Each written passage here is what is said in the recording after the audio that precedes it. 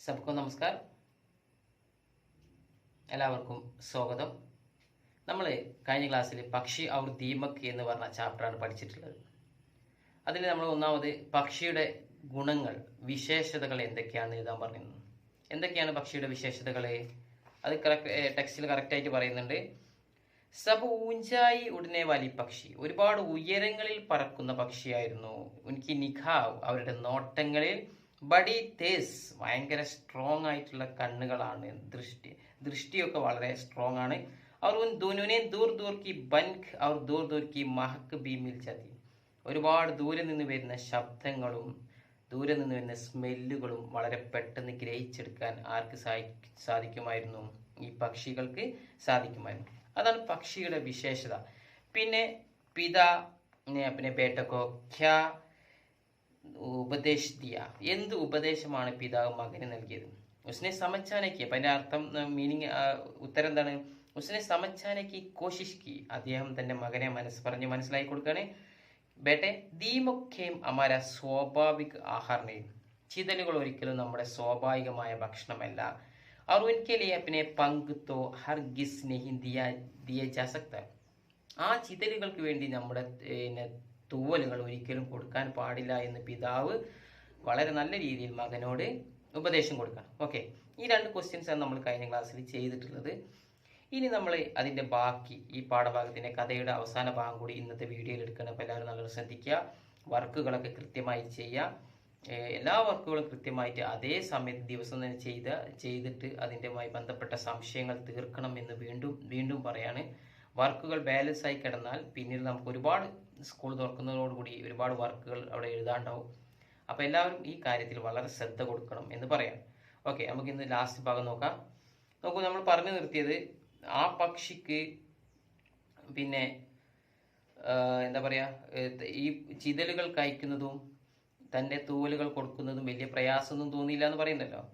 പക്ഷേ പിന്നീട് അവന് കിതപ്പും പ്രയാസമൊക്കെ വന്നിട്ട് പോലും ഈ ചിതലുകൾ കഴിക്കാനുള്ള അവൻ്റെ ആവേശം, അല്ലെങ്കിൽ അതിൻ്റെ ആർത്തി എന്നൊക്കെ പറയാം, അതൊരിക്കലും കുറഞ്ഞില്ല. അവൻ വീണ്ടും തൻ്റെ ശരീരത്തിൽ നിന്ന് പൊട്ടിച്ച് ഇങ്ങനെ തൂവലുകൾ കൊടുക്കുന്നു, 2 ചിതലുകൾ വാങ്ങി പോകുന്നു. ഈ ബാക്കി നോക്കൂ. ഫിർ ഉസ്നെ സോച്ചാ കി ആസ്മാൻ മേ ഉഡ്നാ ഹി ഫിജുൽ, പിന്നീട് അവൻ ചിന്തിക്കാൻ, ആകാശത്ത് പറന്നെടുക്കുന്നതിൽ വലിയ കാര്യമൊന്നുമില്ല, ഫിജുൽ, പ്രത്യേകിച്ച് നേട്ടമൊന്നുമില്ല.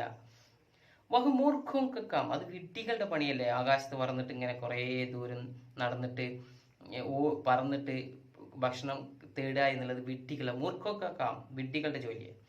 ഉസ്കി ഹാലത്ത് യഹ്ദിക്ക്, സത്യത്തിൽ അവൻ്റെ അവസ്ഥ ഇതായിരുന്നു. അപ്പോൾ ആസ്മാൻ മേ ഉഡ് ഹി നെഹി സക്താത, സത്യത്തിൽ അവന് ആകാശത്ത് പറക്കാൻ പറ്റുന്നില്ല. അപ്പോൾ അവനൊരു മുടന്തൻ ന്യായം പറയാൻ, ആകാശത്ത് പറന്നെടുക്കുന്നത് വിഡ്ഢികളുടെ ജോലിയാന്നൊക്കെ പറയുന്നുണ്ട്. സത്യത്തിൽ അവൻ ആകാശത്ത് പറന്നെടുക്കാൻ കഴിയില്ല. വഹ് സിർഫ് ഏക്ക് പേഡ് സേ ഉഡ്കർ ദൂസരെ പേഡ് തക്ക് പਹੁഞ്ചാത്ത, ഇപ്പം അവൻ എന്ത് മാത്രമേ കഴിയുന്നുള്ളൂ? ഒരു മരത്തിൽ നിന്നും വേറൊരു മരത്തിലേക്ക് പാറി ആ മരത്തിലേക്ക് എത്തുമ്പോഴേക്കും അവൻ ആകെ ക്ഷീണിച്ചു പോവാണ്.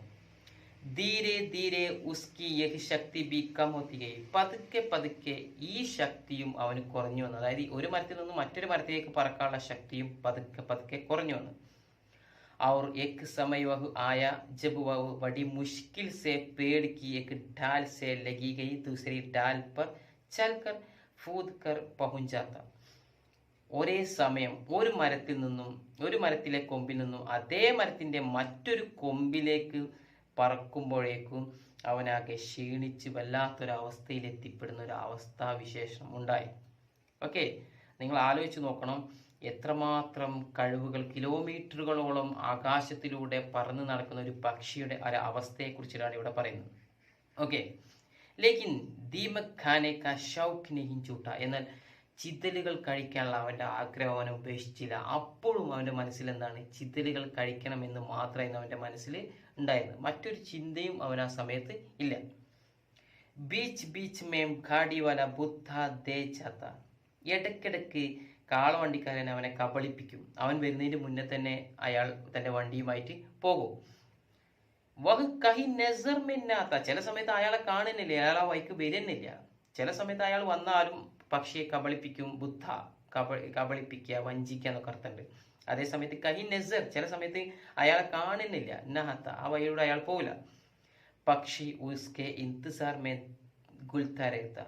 പക്ഷി, ആ പാവം പക്ഷി ആ കാളവണ്ടിക്കാരനെയും കാത്ത് ആ മരത്തിന്റെ കൊമ്പിൽ ഇങ്ങനെ ഇരിക്കും. എന്ത് തിന്നാൻ വേണ്ടിയിട്ട്? ഈ ചിതല് കഴിക്കാൻ വേണ്ടി ആ പക്ഷി എങ്ങനെ ഇരിക്കും. ബാക്കി നോക്കൂ.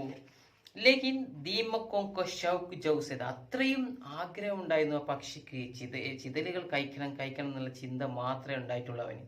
ഉസ്നെ സോച്ച. അങ്ങനെ ഈ കാളവണ്ടിക്കാരനെ കാണാതായപ്പോൾ, അയാൾ വരാതായപ്പോൾ അവൻ ചിന്തിച്ചു. സോച്ച, ചിന്തിച്ചു.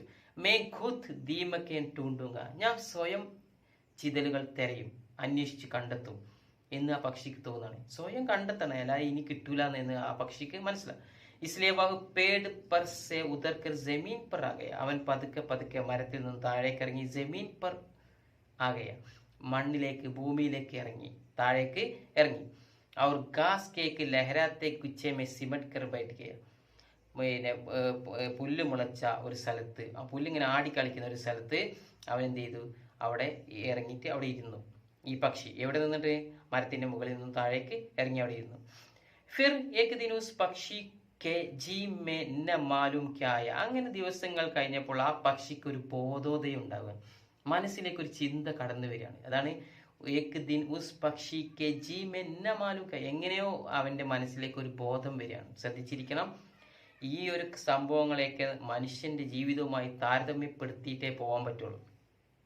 വഹ് ഖൂബ് മെഹനത് സെ. അവൻ ഉള്ള ശരീരത്തിലെ ആ ശക്തി കൊണ്ട്, വളരെ പരിശ്രമത്തോടുകൂടി ജമീൻ മേൻ സെ ദീമക്കേം ചുൻ ചുൻകർ, മണ്ണിൽ നിന്നും പരമാവധി കിട്ടുന്ന ചിതലുകളെ ശേഖരിച്ചിട്ട് ഗാനയ്ക്ക് ബജായി, അത് ഭക്ഷിക്കാതെ. കാരണം ചിതലുകൾ കിട്ടിയാൽ സ്വാഭാവികമായിട്ടും അവൻ ഭക്ഷിക്കുന്നുള്ള കാര്യം ഉറപ്പല്ലേ. അത്രത്തോളം ഇഷ്ടമായിരുന്നു അവന്. പക്ഷെ അവൻ ആ സമയത്ത് എന്താ ചെയ്തത്? ചിതലുകൾ ശേഖരിച്ചിട്ട് കഴിക്കാതെ ഉനെ ഇക്കട്ടാക്കറിലേക്ക് അതിനെ ഒന്നായിട്ട് ശേഖരിച്ചു വെക്കുകയാണ്. ഒരു ഭാഗത്ത് ഒന്നായിട്ട് കൂട്ടി വെക്കുക. താൻ ഈ മണ്ണിൽ നിന്ന് ശേഖരിച്ചു വെച്ച ചിതലുകളെ ഒരു ഭാഗത്ത് കൂട്ടിയിട്ടു. ഇക്കട്ട എന്ന് പറഞ്ഞാൽ ശേഖരിക്കാൻ അർത്ഥം. अब उसके पास ദീമക്കോം കെ ടേർ കെ ടേർ ഒക്കെ. ഇപ്പൊ അവന്റെ കയ്യിൽ ചിതലുകളുടെ ഒരു കൂട്ടം തന്നെ ഉണ്ടായിരുന്നു. അവനിങ്ങനെ എടുത്തേച്ച് ചിതലുകളുടെ ഒരു കൂട്ടം തന്നെ അവന്റെ അടുത്ത് ഉണ്ടായിരുന്നു. ഫിർ ഏക് ദിൻ ഏകായക് വഹ് ഗാഡി വാല ദിക്കായി ദിയ. അങ്ങനെ ഇരിക്കുമ്പോഴാണ് പെട്ടെന്നൊരു ദിവസം പഴയ കാളവണ്ടിക്കാരനെ അവൻ കാണുന്നത്. ഓക്കെ, കുറേ ദിവസങ്ങൾക്ക് ശേഷം അവൻ ആ കാളവണ്ടിക്കാരനെ കാണുക. പക്ഷിക്കോ ബഡി ഖുഷി ഹുയി. ഇത് കണ്ടപ്പോ, ഈ കുറേ ദിവസം കാണാതായി കാളവണ്ടിക്കാരനെ കണ്ടപ്പോ പക്ഷിക്ക് വല്ലാത്ത സന്തോഷമായി. ഉസ്നെ പുക്കാർ കർ കഹ. അവൻ ഉറക്കെ വിളിച്ചു പറഞ്ഞു.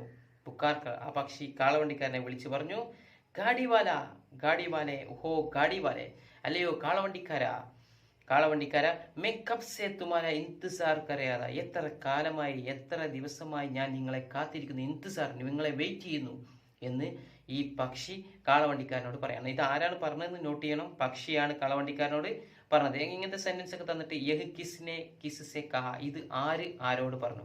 അപ്പൊ നമുക്ക് എങ്ങനെ പറയാം? യഹ് പക്ഷി ഗാഡി വാലസെ കഹ. ഈ പക്ഷി കാളവണ്ടിക്കാരനോടാണ് പറഞ്ഞിട്ടുള്ളത്. പെഹച്ചാനി ആവാസ് സുൻകർ ഗാഡി വാല രുക് ഗയ.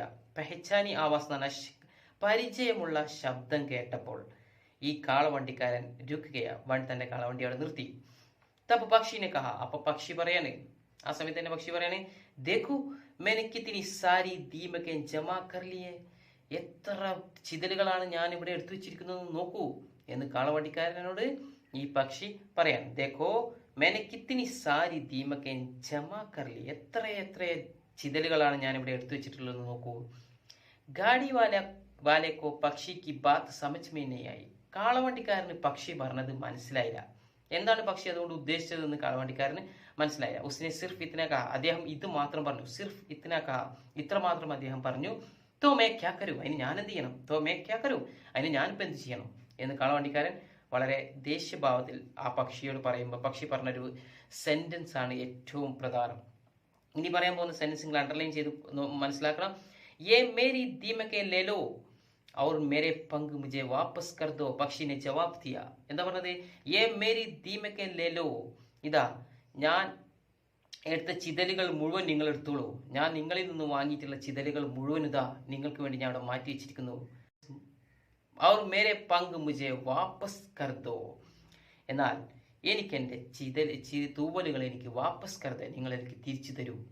ഞാൻ നിങ്ങൾക്ക് തന്ന ചിതലുകൾ, നിങ്ങൾ എനിക്ക് തന്ന ചിതലുകൾ, ഞാൻ നിങ്ങൾക്ക് തന്ന തൂവലുകൾ അതെനിക്ക് തിരിച്ചു തരൂ എന്ന് കാളവണ്ടിക്കാരനോട് പക്ഷി പറയാണ്. പക്ഷീനെ ജവാബ് ദിയ ഗാഡിവാല ടെട്ടാക്കർ ഹസ് പട. ഇത് കേട്ടപ്പോൾ കാളവണ്ടിക്കാരൻ ഉറക്കെ ചിരിച്ചു, അലറി ചിരിച്ചു. അതാണ് ടെട്ടാക്കർ ഹസ് പട എന്ന് പറഞ്ഞാൽ. ഹസ് പട എന്ന് ചിരിക്കുക.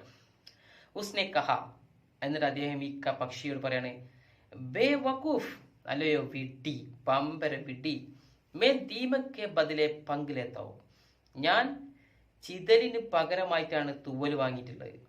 അവർ പങ്ക് കെ ബദലെ ദീമക്കിനെ, തൂവലിന് പകരമായിട്ട് ചിതൽ ഒരിക്കലും ഞാൻ വാങ്ങില്ല എന്ന് ആര് പറയാണ്? കാളവണ്ടിക്കാരൻ തീർത്തും പറയാണ്. ഗാഡിവാലനെ പങ്ക് ശബ്ദ പർ ബഹുത് സോർ ദിയ. ഈ കാളവണ്ടിക്കാരൻ പറഞ്ഞ സമയത്ത് തൂവലുകൾ എന്നുള്ള വാക്ക് വളരെ ശക്തിയേറിയിട്ടാണ്, ശക്തമായ ഭാഷയിൽ തന്നെയാണ് അയാൾ അവിടെ പറഞ്ഞിട്ടുള്ളത്. ഗാഡിവാല ചലാകയ, കാളവണ്ടിക്കാരൻ അത് പറഞ്ഞിട്ട് അയാൾ തന്റെ വണ്ടിയെടുത്ത് പോയി. പക്ഷി ചട്പടാക്കരേഖയ, ആകെ സ്തംഭിച്ച് നിന്നുപോയി. വളരെ പ്രയാസത്തിൽ ആ പക്ഷി അവിടെ നിന്നുപോയി. ഈ കാളവണ്ടിക്കാരന്റെ വാക്കുകൾ കേട്ടപ്പോൾ പക്ഷി വല്ലാതെ സ്തംഭിച്ച് നിന്നുപോയി. एक दिन एक काली बिल्ली आई और अपने मुंह में उसे दबाकर चली गई. അങ്ങനെ പ്രയാസപ്പെട്ട് ജീവിതത്തിന്റെ അവസാന സമയത്ത് ഒന്ന് അനങ്ങാനോ ഒന്ന് തിരിഞ്ഞാനോ ഒന്ന് ചെറുതായിട്ടൊന്നും ചലിക്കാനും കഴിയാത്ത ആ പക്ഷിയെ एक काली बिल्ली, ഒരു കറുത്ത പൂച്ച വരികയും അവർ अपने मुंह में उसे दबाकर चली, തന്റെ വായിൽ കടിച്ചു പിടിച്ച് ആ പക്ഷിയെയും കൊണ്ട് ആ കറുത്ത പൂച്ച മുന്നോട്ട് പോയി. तब उस पक्षी का गुण टपक टपक कर जमीन पर बूंदों की लकीर बना रहा था. ആ പക്ഷിയുടെ ശരീരത്തിലുള്ള ഖൂൻ, രക്തം ഭൂമിയിലൂടെ ഉറ്റി ഉറ്റി ഉറ്റി മുന്നോട്ട് ഇങ്ങനെ പോയിക്കൊണ്ടിരിക്കുകയായിരുന്നു. ഓക്കെ, ഇതാണ്. അപ്പോൾ കഥ ഇതോടുകൂടി അവസാനിപ്പിക്കുകയാണ്. അപ്പോൾ നമ്മളിവിടെ മനസ്സിലാക്കേണ്ടത്, ഈ പക്ഷിയെ സാധാരണ മനുഷ്യൻ്റെ യുവത്വത്തിൻ്റെ ഒരു സമയമായിട്ട് നമുക്ക് പറയാം.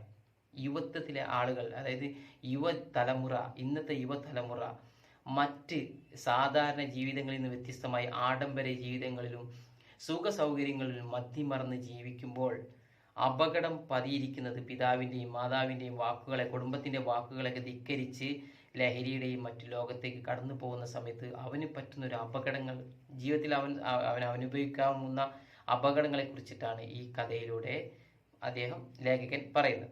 ഓക്കെ, അപ്പോൾ നമ്മൾ ഇതിൻ്റെ ഈ പാഠഭാഗവുമായി ബന്ധപ്പെട്ട് ഒരു വർക്ക് നമ്മൾ ഇന്ന് ചെയ്യുന്നുണ്ട്. അതോടെ നോക്കൂ, താഴെ പേജ് നമ്പർ 20 കാണാം. നമൂനെ കെ അനുസാർ കഹാനി സെ പ്രസംഗം കി ചുൻകർ ലിഖിയേ. താഴെ തന്നിരിക്കുന്ന പോലെ കഥയിലെ സന്ദർഭങ്ങൾ നമ്മൾ എഴുതണം. താഴെ തന്നിട്ടുള്ളത് ഒരു യഥാർത്ഥ വസ്തുതയാണ്. അതിൽ കഥയിലെ സന്ദർഭങ്ങൾ നമ്മൾ തിരഞ്ഞെടുത്തത്. അല്ലെങ്കിൽ ഒന്നും ഇവിടെ തന്നിട്ടുണ്ട്, വ്യവഹാർ. വ്യവഹാർ എന്ന് പറഞ്ഞാൽ പ്രവൃത്തി, പ്രസംഗ് എന്ന് പറഞ്ഞാൽ സന്ദർഭം. അതായത് പിന്നെ ഏതാണോ പ്രവൃത്തി അതിന്റെ സന്ദർഭം നമ്മൾ കഥയിൽ നിന്ന് എഴുതണം. ഒന്ന് അവർ തന്നിട്ടുണ്ട്, അലസത പൂർണ്ണ കാര്യക്കാരനാണ്, മടിയനായിട്ടിരിക്കുക. അതിന്റെ കഥയിലെ സന്ദർഭം നോക്കൂ. നൗജവാൻ പക്ഷിക്കുലക, ഈ യുവാവായ പക്ഷിക്ക് തോന്നി യഹ് ബഹുത്ത് ബഡി സുവിധ, ഇത് വലിയൊരു സൗകര്യം തന്നെയല്ലേ. കി എന്താ സൗകര്യം? ഏക ആദ്മി ദീപകോങ്കോ ബോരേമേം ബർക്കർ ബേച്ചിലാത, ഒരു മനുഷ്യൻ പിന്നെ കാളവണ്ടിയിൽ ചാക്കിൽ ചിതലുകൾ നിറച്ചിട്ട് വിൽക്കുന്നത് വലിയ സൗകര്യമല്ലേ തനിക്ക്. അവിടെ അലസത എങ്ങനെയാണ് വരുന്നത്? അതായത് നീലാകാശത്തിലൂടെ ഒരുപാട് കിലോമീറ്ററുകളോളം സഞ്ചരിച്ച് ഭക്ഷണം കണ്ടെത്തിയിരുന്ന ഒരു പക്ഷി ഇത് കാണുമ്പം എന്ത് പറയുന്നത്? ഇനി അതിന്റെ ആവശ്യമില്ല, കാളവണ്ടിക്കാരൻ ദിവസവും ചിതലുകൾ കൊണ്ടുവരികയല്ലേ. അപ്പൊ അതെന്താണ്? അലസത പൂർണ്ണകാര്യം, അതൊരു മടിയുടെ ലക്ഷണമാണ്. ഓക്കെ, അപ്പൊ പ്രവൃത്തി മനസ്സിലായി, അതിന്റെ പ്രസംഗം എന്ന് പറഞ്ഞ സന്ദർഭം. അടുത്ത നോക്കൂ, താൽക്കാലിക ലാഭക്കലിയെ അസ്തിത്വ നഷ്ടകരണ, താൽക്കാലിക സുഖത്തിന് വേണ്ടി വ്യക്തിത്വം നശിപ്പിക്കുക. അതേതാ നോക്കാം, കഥയിലെ സന്ദർഭം. അതായിട്ട് നേരെ എഴുതാം. ഒരു സെന്റൻസ് ഒക്കെ എഴുതാണ്ടാവുള്ളൂ. താൽക്കാലിക സുഖത്തിന് വേണ്ടി അസ്തിത്വം വ്യക്തിത്വം നഷ്ടപ്പെടുത്തുക എന്ന് പറഞ്ഞാൽ ഇവിടെ എന്താണ്? താൽക്കാലിക സുഖം എന്ന് പറഞ്ഞാൽ എന്താ? ദീമക്ക് വാങ്ങലാണ് അല്ലെ. വ്യക്തിത്വം നഷ്ടപ്പെടുത്തുക എന്ന് പറഞ്ഞാൽ എന്താണ്? തൂവലുകൾ കൊടുക്കലാണ്. ഓക്കെ, അപ്പൊ അത് കഥയിൽ നിന്ന് തെരഞ്ഞെടുത്തത് ആ ഒരൊറ്റ വാക്ക്. അടുത്ത ബഡോ കി ബാത്തോ കോ ബിനാ സൂച്ച് ബൂച്ച് കെ ധിക്കർന, മുതിർന്നവരുടെ കാര്യങ്ങളെ പൂർണ്ണമായി ധിക്കരിക്കുക. അതും ഈ കഥയിലുണ്ട്.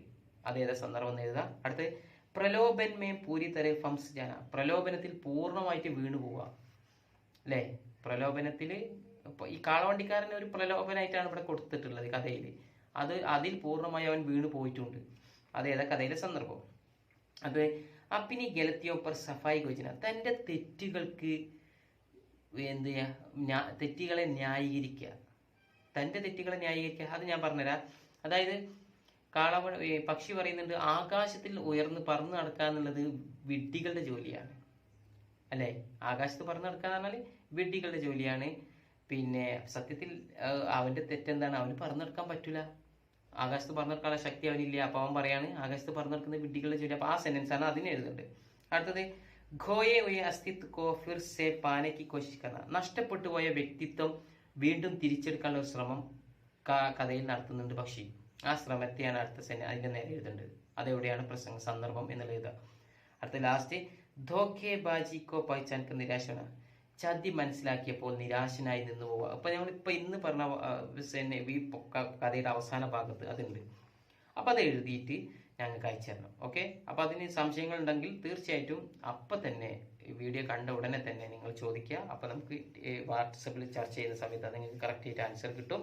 അപ്പൊ നിർബന്ധമായിട്ട് എല്ലാവരും വീഡിയോ കണ്ടിട്ട് അതിന്റെ വർക്കൊക്കെ ചെയ്യുക, മനസ്സിലാവാത്ത കാര്യങ്ങളൊക്കെ ചോദിക്കുക. ഓക്കെ.